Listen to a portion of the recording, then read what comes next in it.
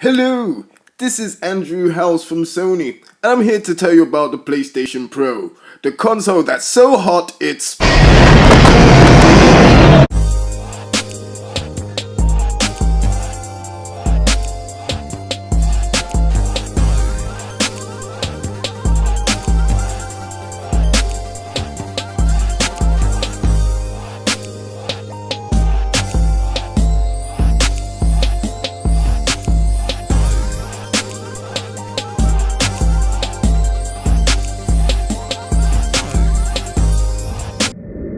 What's good YouTube? It's your host Axel Rose and you are watching MVP Magazine.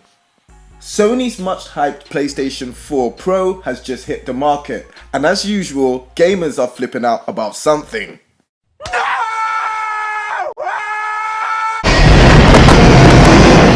Certain titles in the PlayStation Pro's lineup haven't been running as well as their PlayStation 4 counterparts, and frankly, that's kind of unacceptable. Since this is the premium model of the PlayStation 4, there definitely shouldn't be any problems running games at certain frame rates. Definitely shouldn't be any problems running games as well as the standard PlayStation 4. So what does all of this mean? Did Sony deliberately release an underpowered console? The answer is no. The problems we're seeing now are indicative of nearly every console generation. In the beginning, there's nearly always these teething or growing pains that we see when developers are just getting used to new hardware. To keep it 100, there's actually a lot more positives when it comes to the PlayStation Pro.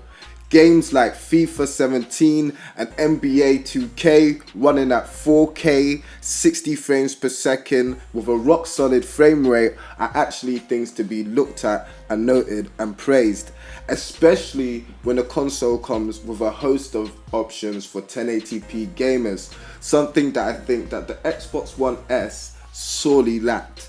So yes, it's pretty easy to say that some of the growing pains are unacceptable, but when we look at the thing from a broader picture, there's a lot more pros than cons. Come on people, top class comedy there, that's top class comedy, don't hate. And in other news, we gotta give major props to Microsoft for their 4th month in a row winning the NPDs. Congratulations. It has definitely been an uphill struggle for the Xbox One, but now at the right price, the right amount of exclusive games, and the right management, the Xbox One is managing to gain some form of momentum. It seems like almost overnight the slogan went from "I'm not interested in your opinion, just shut it off," to "Hey, we're gonna get rid of Connect and give you loads of free games and shit." Which at the moment seems like a good idea, and it's definitely resonating with gamers. Now, a lot of people think one of the reasons why Microsoft are pulling ahead is because of the launch of the PlayStation Pro. But if you really take that into consideration, how many casual consumers are really holding out for the Pro? Will all the PlayStation sales from now on be Pro rather than the regular ones? Now, I know a lot of hardcore gamers were personally holding off on buying a PlayStation 4 until the Pro released, but to assume everybody, even casual gamers included, was doing the same is a little bit preposterous. But that being said, now that the PlayStation 4 Pro has been released, it will be very interesting to see if Microsoft can keep a hold of this lead. In the end, I reckon it will come down to games and the exclusives like it pretty much always does. And that's one area that Microsoft definitely have to get together. Because as far as the console, Microsoft have pretty much said, shut it off. But anyway gamers, hopefully all of this means great news for the Xbox brand and platform, and that the exclusives will sell a lot more copies and stuff, because I'm kind of disappointed in how Gear's done, and we'll get onto that in another video. Do you know what I'm saying? It should have sold 1 million in its first week, and I'm not even seeing over 800,000.